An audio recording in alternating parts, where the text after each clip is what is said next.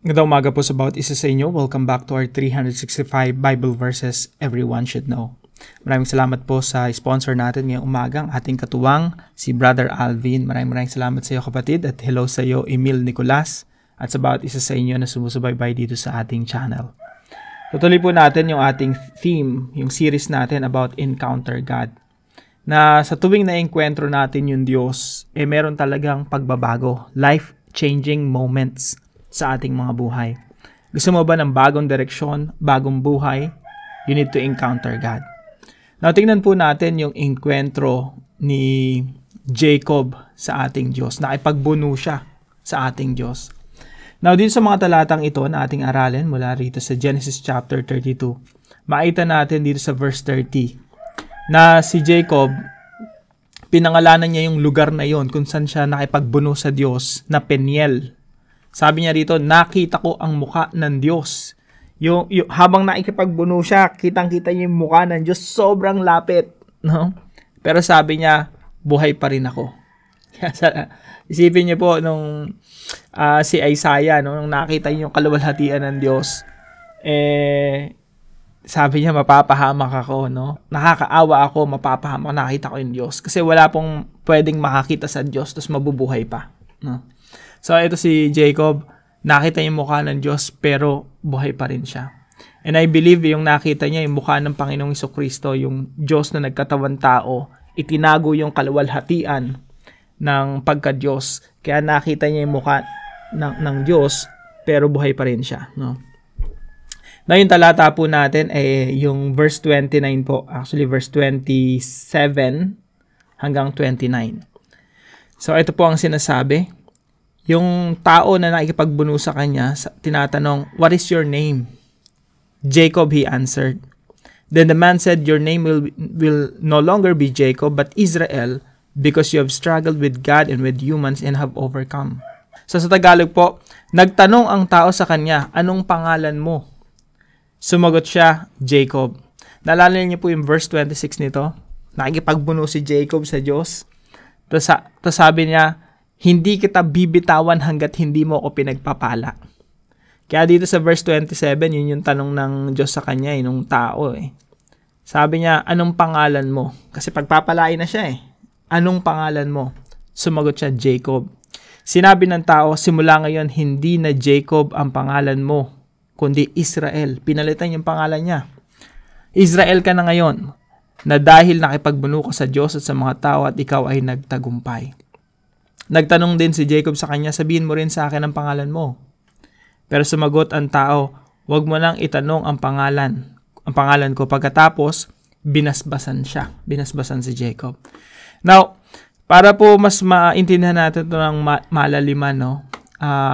Ito kasi ay yung pagkakataon na nagkaroon talaga ng tunay na pagsisisi si Jacob sa harapan ng Diyos. Alam niyo po, yung huling tinanong si Jacob, "Anong pangalan mo?" para pagpalain siya. Hindi naman Jacob yung sinagot niya. Naalala niyo ba? No? Tinanong siya, "What's your name?" Yung last time na tinanong siya patungkol sa blessing, no? Pagpapalain siya, hindi Jacob yung sinagot niya. Ang sinagot niya, Esau.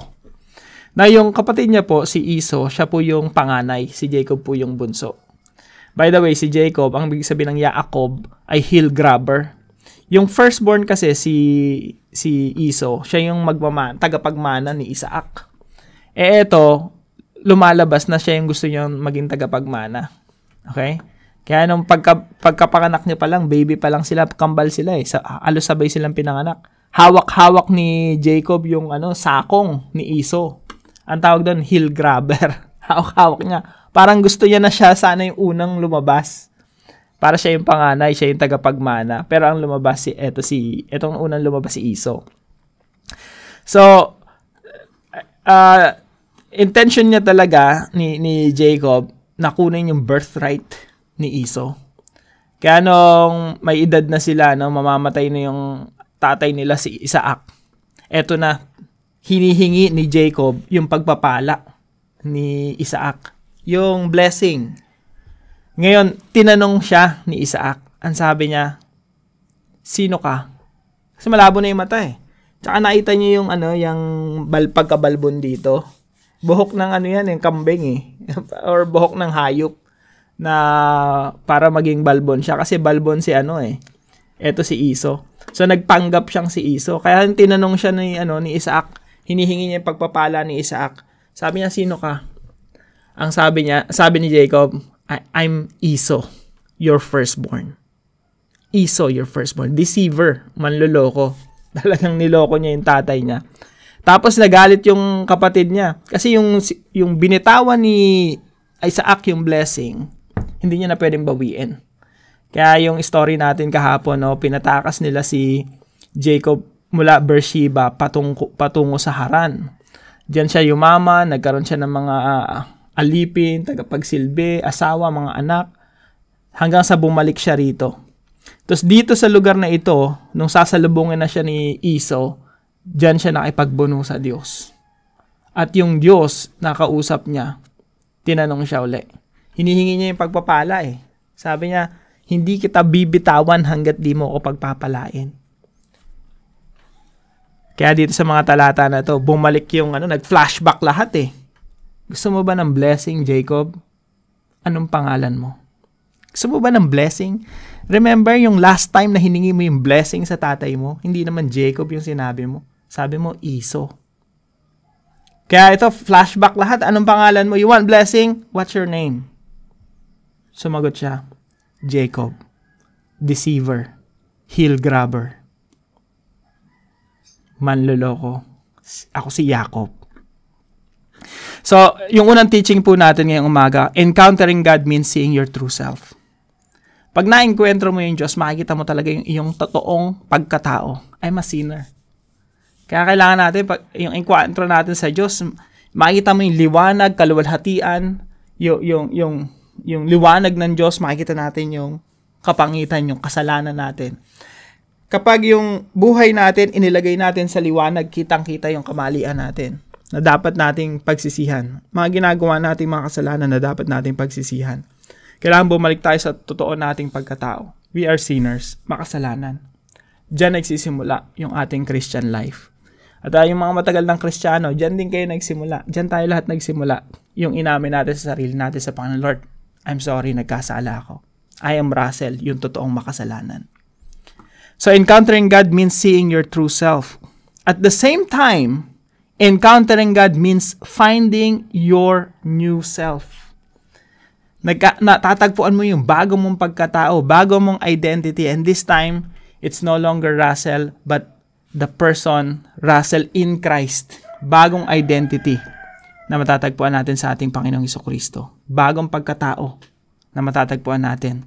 Kaya sabi nga sa Biblia, sino mang nakipag-isa sa Panginoong Jesucristo, siya ay bago ng nilalang. Ibig sabihin, si Russell na nakipag-isa kay Kristo, masamang tao na nakipag-isa kay Kristo, nagiging bagong nilalang, nagkakaroon ng bagong buhay, nagkakaroon ng bagong direksyon.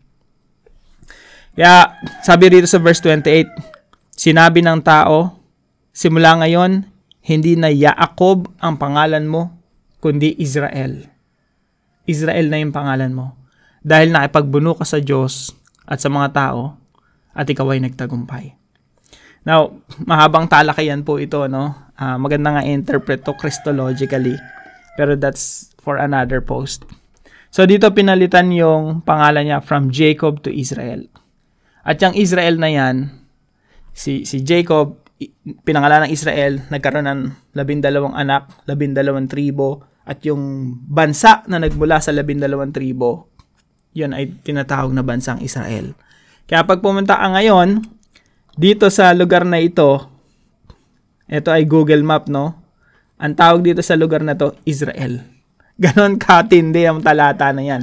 Diyan nakuha yung pangalang bansang Israel, diyan nakuha yung tagpo ni Jacob sa Diyos ng mga panahon na yan.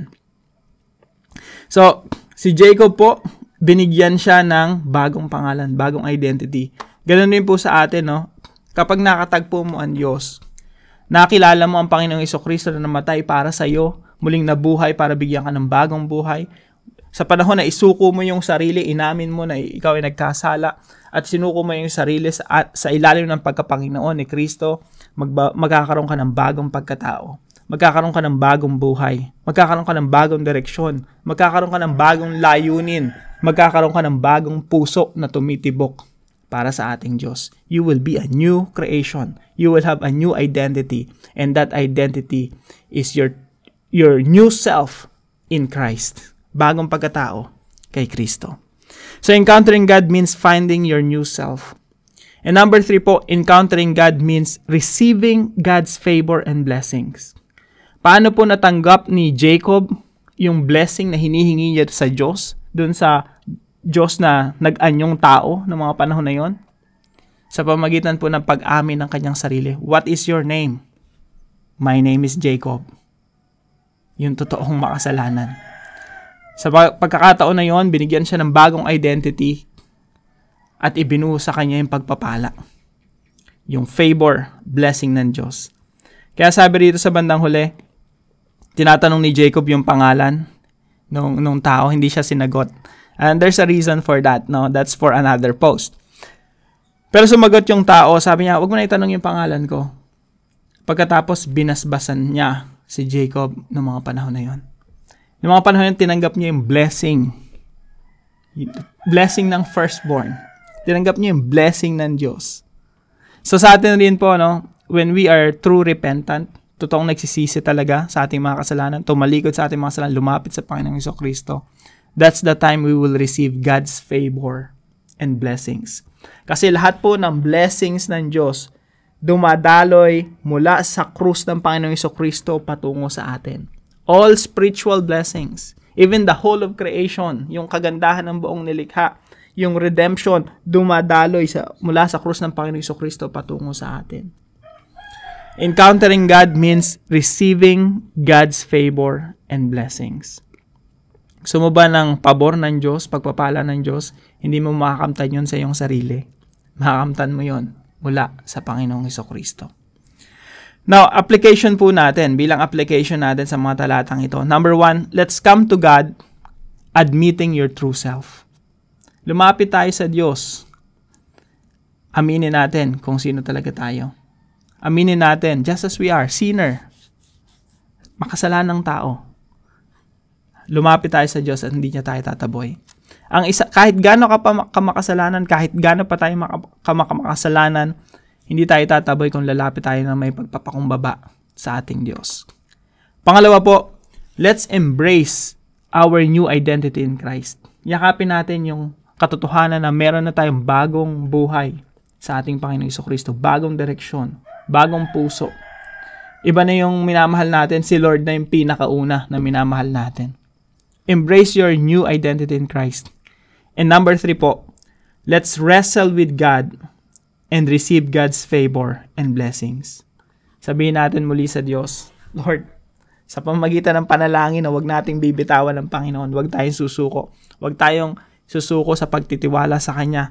Makipagbuno tayo sa Diyos at sabihin natin, Lord, hindi kita bibitawan hanggat hindi ko natatanggap ang pagpapala mula sa iyo. So let's wrestle with God until, mas maganda nga yung salitang until, no? Tanggalin natin yung end. Until I receive your favor and blessings. Para po sa ating discussion, why does God bless only those who are repentant? Bakit ang pagpapala ng Diyos dumadaloy lang sa mga taong tunay na nagsisisi, lumalapit sa Kanya, nagpapakumbaba? Bakit hindi pinagpapala ng Diyos yung mga taong nagmamataas o nagpapanggap? Mga lumalapit sa Kanya na nagpapanggap na malinis, papanggap na banal, nagpapanggap na matuwid. Bakit yun lamang mga inaamin sa kanilang sarili na makasalanan sila at nagpapakumbaba sa harapan ng Diyos?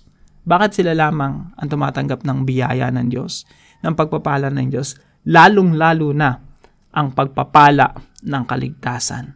Bakit sila lang?